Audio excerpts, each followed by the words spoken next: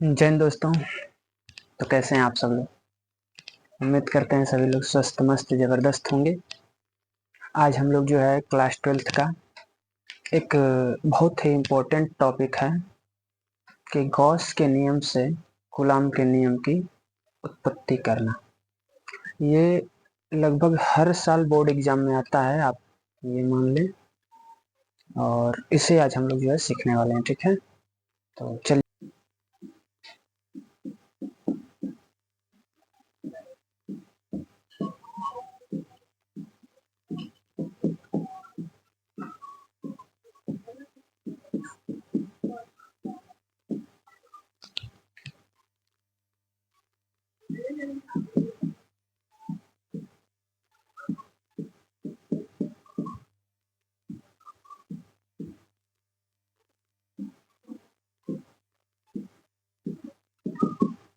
ठीक है, तो देखिए सबसे पहले हम लोग फिगर बनाते हैं।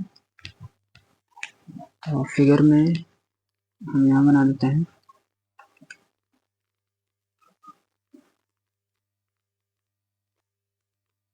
ये इसका केंद्र बिंदु है जिसको हम नाम दे देते हैं ओ से। सॉरी दोस्तों, ये थोड़ा सा इसमें कुछ दिक्कत आ गई है, इसकी वजह से थोड़ा हमें डिस्टरबेंस हो रहा है। नहीं, कोई नहीं। ये इसका केंद्र बिंदु है जिसे हम क्या मान लिए हैं, ओ। तो इसमें मान लीजिए कि प्लस क्यू कूलॉम का आवेश है, ठीक है। बिंदु के इस ये जो है हमारा गोलीय पृष्ठ है जिसका केंद्र बिंदु ओ है, और इस पर कितना कूलॉम का आवेश लगा हुआ है, प्लस क्यू कूलॉम का आवेश लगा हुआ है, धनावेश है, समझ ली।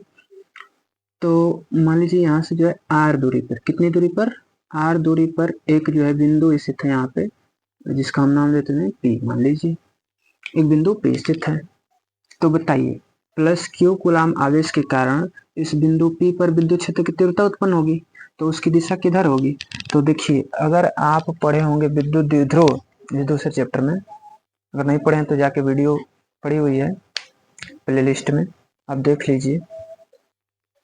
तो विद्युत द्विध्रुव में बताया गया है कि ये जो प्लस क्यू कूलॉम का आवेश है, इसके कारण जो इस बिंदु पर विद्युत क्षेत्र की तीव्रता उत्पन्न होगी वो क्या होगा, उसकी दिशा जो है हमेशा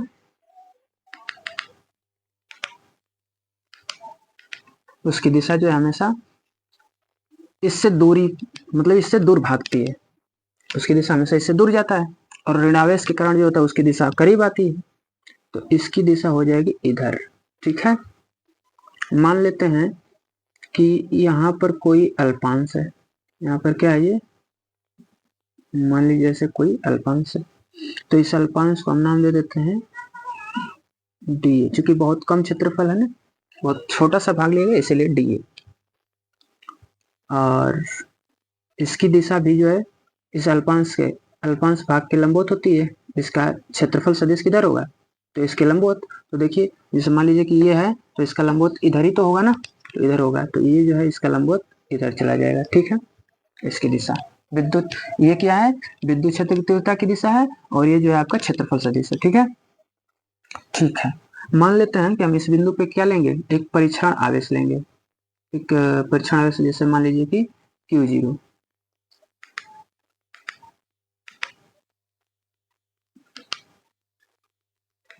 कितना लेंगे हम, Q0, ठीक है। तो अब हम क्या करेंगे, इसको लिखते हैं, इसकी कहानी क्या है। तो देखिए हम पहले लिखेंगे कि मान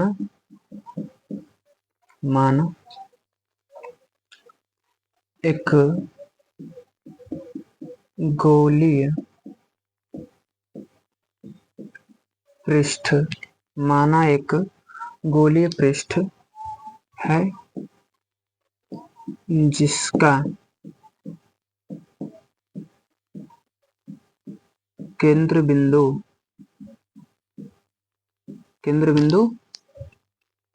ओ है, ठीक है बालक। चाहे आप ऐसे कर लीजिए, ऐसे कर लीजिए, ऐसे और आपको आसानी पड़ेगी। जिसके केंद्र बिंदु, क्या मुसीबत है,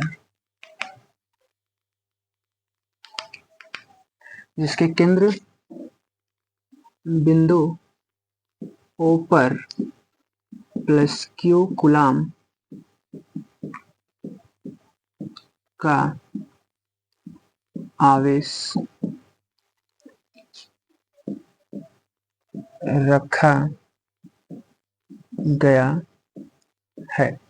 ठीक है, ये रखा गया ना। देखिए जैसे जैसे चित्र में है ना वैसे वैसे आप बोलते जाएंगे। पहले हमने क्या बनाया, एक वृत्त बनाया, ये गोलीय पृष्ठ है कि नहीं, एक गोला है, वृत्त नहीं है गोला है।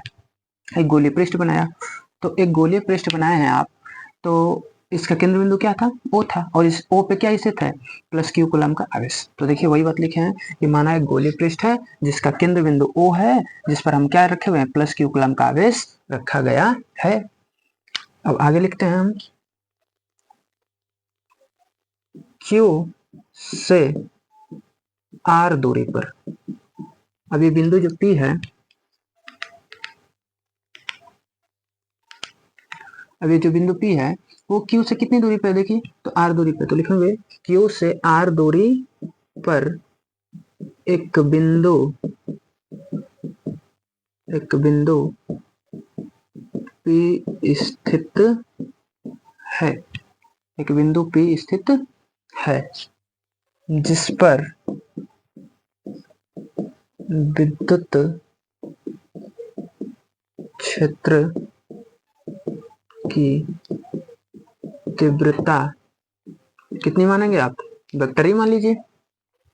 विद्युत क्षेत्र की तीव्रता, विद्युत क्षेत्र को कैसे दर्शाते हैं, ए से ना, तो इसलिए हम वेक्टर ही माने। ठीक है, विद्युत क्षेत्र की तीव्रता ए है। घबराइए नहीं, अभी जस्ट आपको याद करा के जाएंगे। ठीक है, बस थोड़ा सा टाइम लगेगा, पेशेंस बनाए रखिए। तीव्रता ए है, ठीक है। माना डी ए, माना डी ए एक अल्पांश, अल्पांश किसे कहते हैं समझते हैं, किसी भी बहुत बड़े भाग का छोटा सा हिस्सा को अल्पांश बोला जाता है। तो देखिए बहुत बड़ा सा ये पृष्ठ है, उस पृष्ठ का बहुत छोटा सा एरिया लिया गया है, इसे अल्पांश मानते हैं। अल्पांश का क्षेत्रफल है जिसका सदिश, क्षेत्रफल सदिश, जिसका क्षेत्रफल सदिश विद्युत क्षेत्र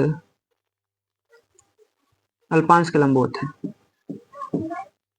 अल्पांश के लंबवत है। ठीक है, इतना हो गया। तो कहानी उम्मीद करते हैं आप तैयार कर लेंगे। ठीक है, तो बच्चे हम चलते हैं, ये बहुत बड़ी मुसीबत है हमारे सामने आज, क्या ही बताएं।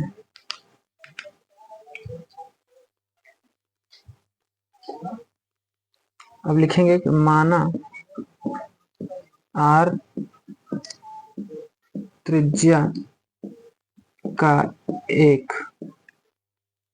R त्रिज्या का एक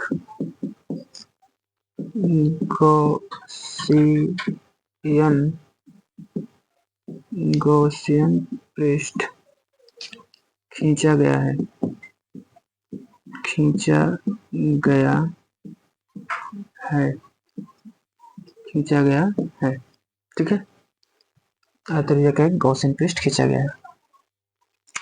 अतः ऐसे लिखिए, तब गॉसियन पृष्ठ से गुजरने वाला कुल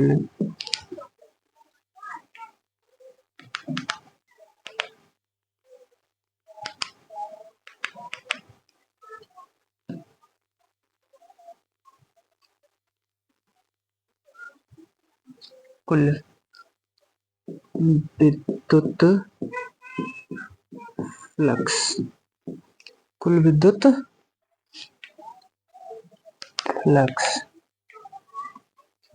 ठीक है। तो विद्युत फ्लक्स किसे प्रदर्शित करते हैं, फाई ई से। तो देखिए कुल विद्युत फ्लक्स निकलना होता है ना, तो क्या करते हैं कि जो छोटे एरिया का विद्युत फ्लक्स है उसका हम समाकलन कर देते हैं, ठीक है। तो अच्छा, छोटे एरिया का कुछ भी चीज दर्शाना हो तो उसके साथ डी लगा के डिफरेंशिएट करके रख देते हैं, डी लगा के रख देते हैं। जैसे देखिए छोटे एरिया का क्षेत्रफल, तो अच्छे क्षेत्रफल को किससे प्रदर्शित करते हो आप, ए से, उसके साथ डी लगा दिए, मतलब ये अल्पांश का क्षेत्रफल है। तो उसी तरह से ये फाई से किसको प्रदर्शित करते हो आप, विद्युत फ्लक्स को। अगर छोटे एरिया का बताना है तो मतलब डी लगा दीजिए, डी फाई। हो जाएगा कि नहीं हो जाएगा, हो जाएगा। तो हम कहेंगे,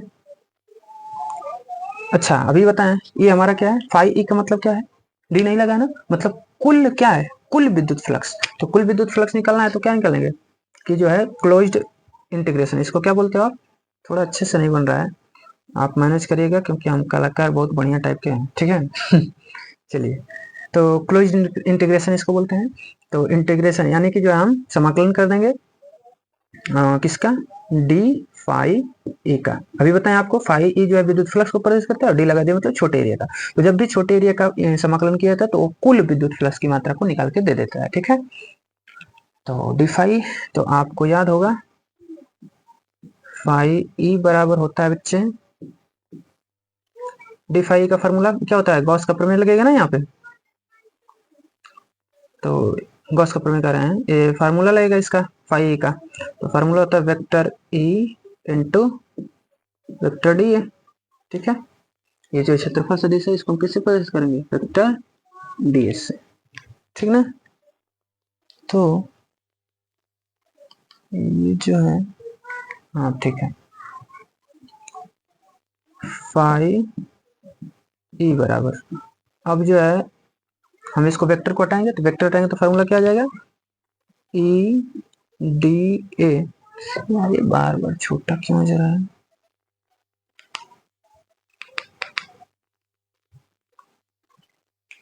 E D A cos theta formula होता है, फाई ई बराबर हो जाएगा, गजब क्या मतलब ये यार,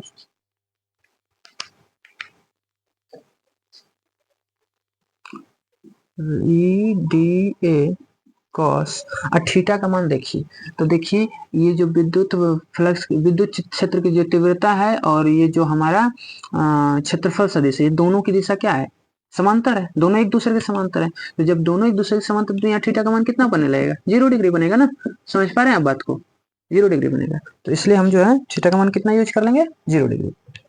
तो कॉस 0 डिग्री, तो बताइए फाई ई बराबर कितना हो जाएगा, ई डी ए, और कॉस 0 का मान कितना होता है, 1। तो आप बताओ जरा, अब तो जरा कॉस 0 का मान 1 से अगर इसमें गुणा करेंगे हम तो कोई फर्क पड़ेगा, नहीं फर्क पड़ेगा, तो डायरेक्ट इसको हम क्या कर लेंगे, छोड़ देंगे, समझ आ गया कि नहीं आ गया, इसको हम छोड़ देंगे। तो फाई ई बराबर क्या होगा,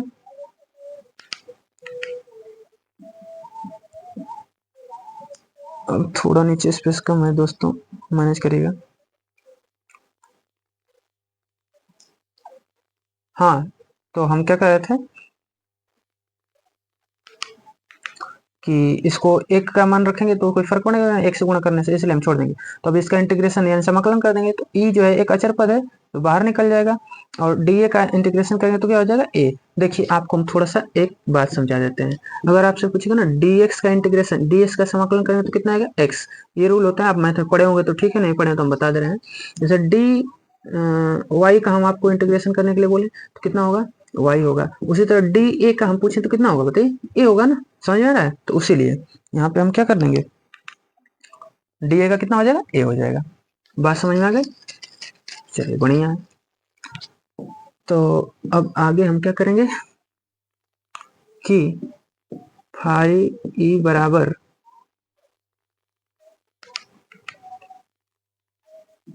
ई इंटू, ए का मतलब क्या, क्षेत्रफल, किसका क्षेत्रफल, तो ये जो हमारा गोलीय पृष्ठ है इसका क्षेत्रफल। तो एक गोला है और गोले का क्षेत्रफल आप पढ़े हैं मैथ के अंदर, हाई स्कूल के अंदर भी पढ़े होंगे, ठीक है। तो क्या होता है 4 पाई आर स्क्वायर पढ़े हैं आप, समझ पा रहे हैं जी सर। इसको आप मान लीजिए समीकरण नंबर एक। अच्छा, अब हम लिखेंगे यहाँ पे क्या, गॉस के प्रमेय से। क्या लिखेंगे, गॉस के प्रमेय से। तो गॉस का प्रमेय क्या कहता है, गॉस का प्रमेय तो यही कहता है कि पाई ई बराबर होता है क्यू अपॉन एप्सिलॉन जीरो। ठीक है ना, समझ में आ रहा है, आ जाएगा, सब समझ आएगा। अगर नहीं समझ आ रहा बस इत्मीनान से बैठिए, देखिए वीडियो को, अभी जस्ट समझ में आएगा, याद करवा के भेजेंगे आपको, ठीक ना। तो इसको मान लेंगे हम समीकरण नंबर 2, लिखेंगे समीकरण, ये तो और भी ज्यादा डिस्टर्ब करने लगा पहले से, एक मिनट रुक जाइए सर।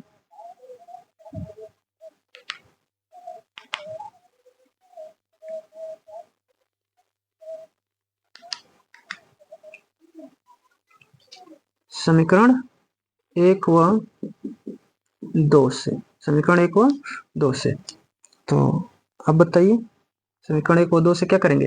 देखिए इसका राइट साइड दोनों का बराबर है ना, तो लेफ्ट साइड भी बराबर कर देंगे हम।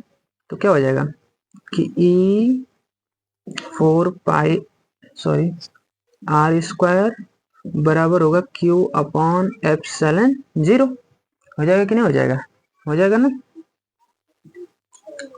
तो आप हमको बता दीजिए, अगर हम ई को रोकेंगे तो ये बटा में चला जाएगा, चला जाएगा ना। हम क्या लिखेंगे, ई बराबर q upon 4 pi r square epsilon zero.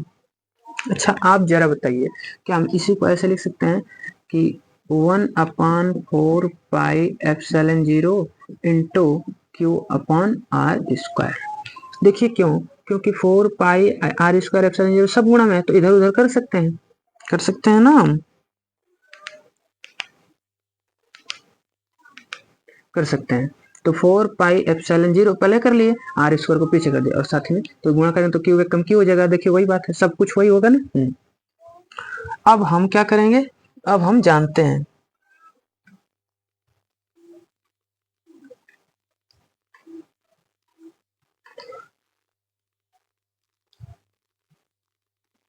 हाँ हो गया।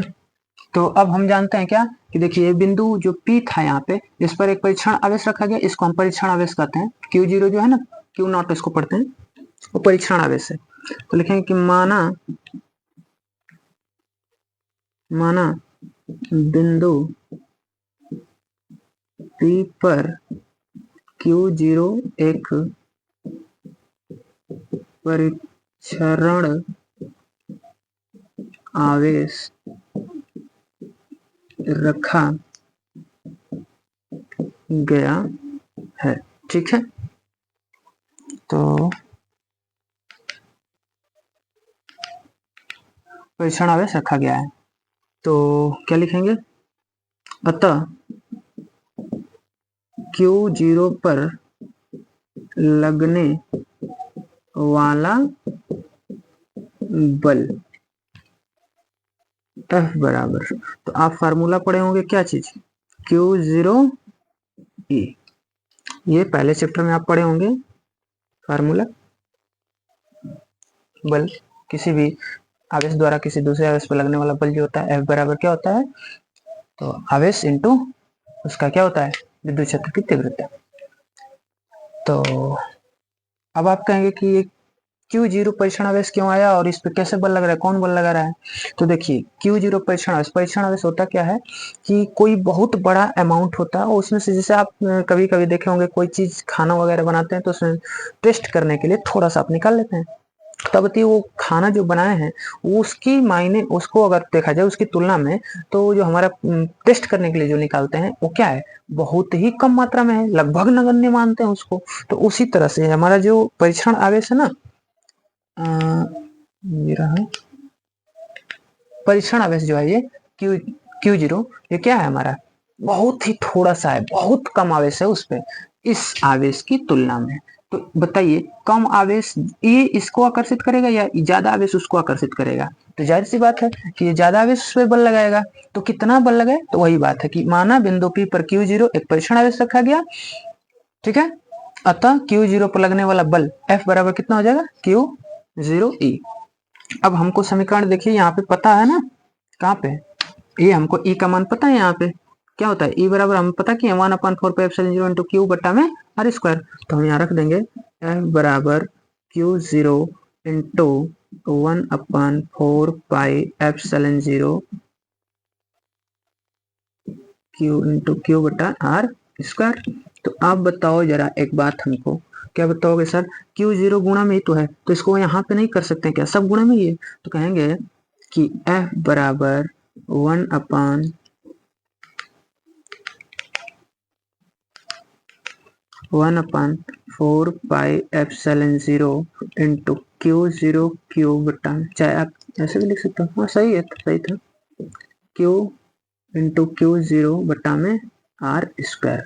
और यही तो हमारा जो होता है कूलाम जी नियम दिए हैं, कूलाम भैया का क्या नियम है, यही नियम है कि F बराबर 1/4πε0 इंटू Q1 Q2 बटा आर स्क्वायर, मतलब पहला आवेश इंटू दूसरा आवेश, तो देखिए पहला आवेश इंटू दूसरा आवेश बटा में आर स्क्वायर, हो गया ना।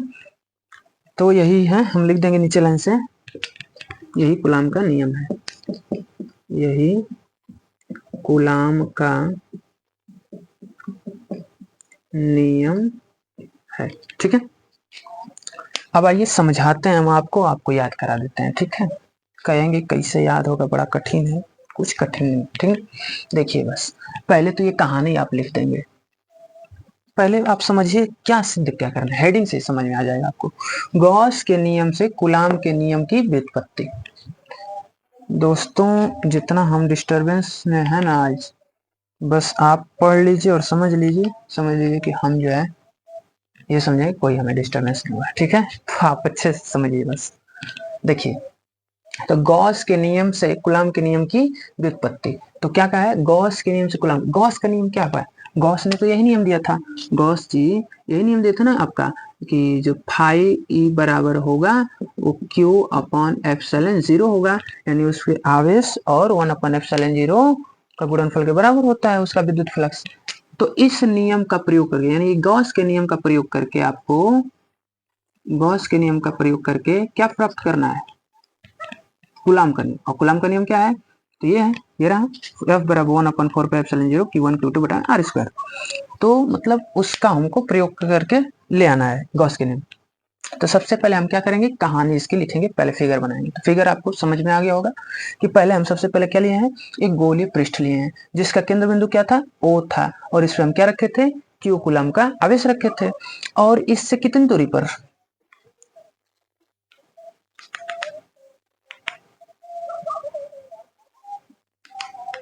इससे कितनी दूरी पर, R दूरी पर एक बिंदु P स्थित है, और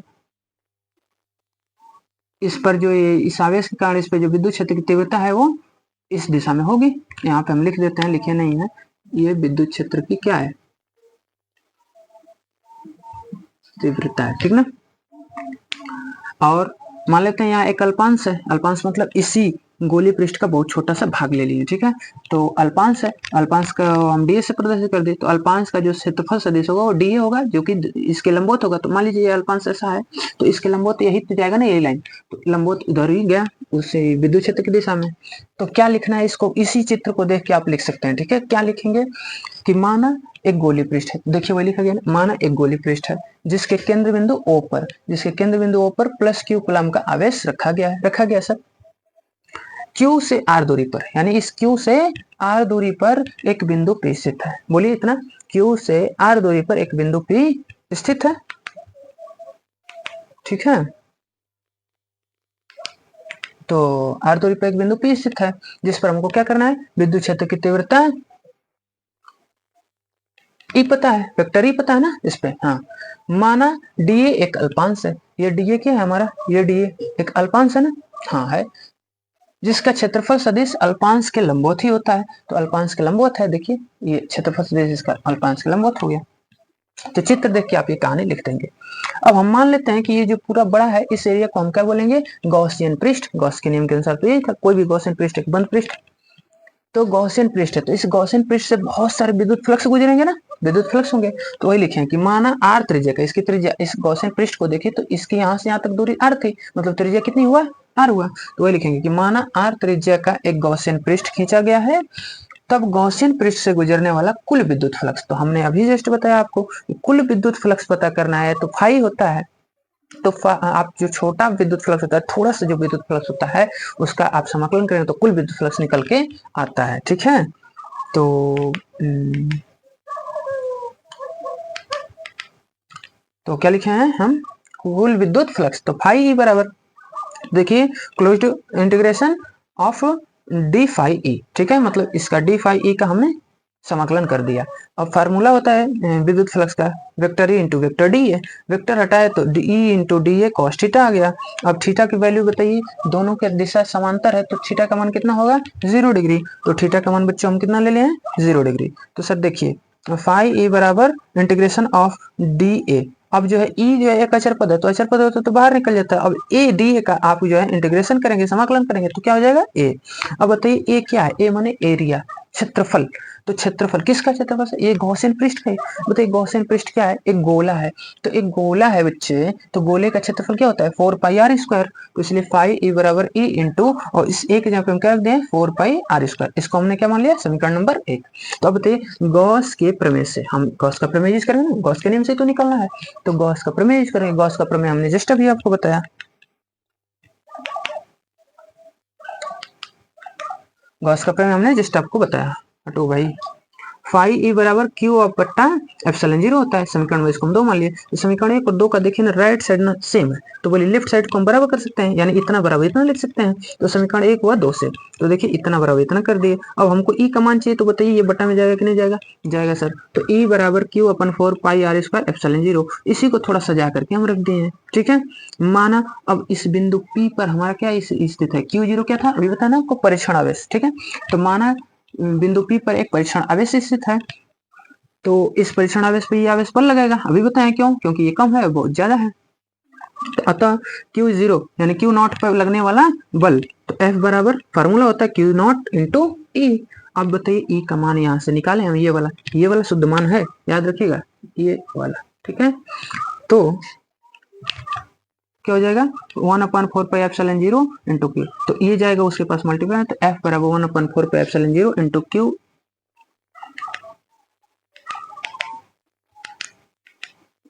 Q इंटू Q0 बटा में आर स्क्वायर, और यही हमारा क्या है कूलम का नियम। तो दोस्तों उम्मीद करते हैं आपको याद हो गया। आप इस वीडियो को 1-2 बार देखिए, 2-3 बार देखेंगे जब, तुरंत याद हो जाएगा एकदम, समझ आ रहा है। लिख एक बार देखिए पूरा वीडियो, और एक बार अपने से चित्र बना के कहानी लिखने की कोशिश करिए, थोड़ा सा नियम एक बार देख लीजिए, आपको गारंटी देते हैं 100% एकदम कि जो है आपको अच्छे से समझ में आ जाएगा। थोड़ा मेहनत करना पड़ेगा दोस्तों, आज हम डिस्टर्ब है ना, लेकिन मेहनत कर रहे हैं आपके लिए, आप भी मेहनत करो, समझ में आ रहा है।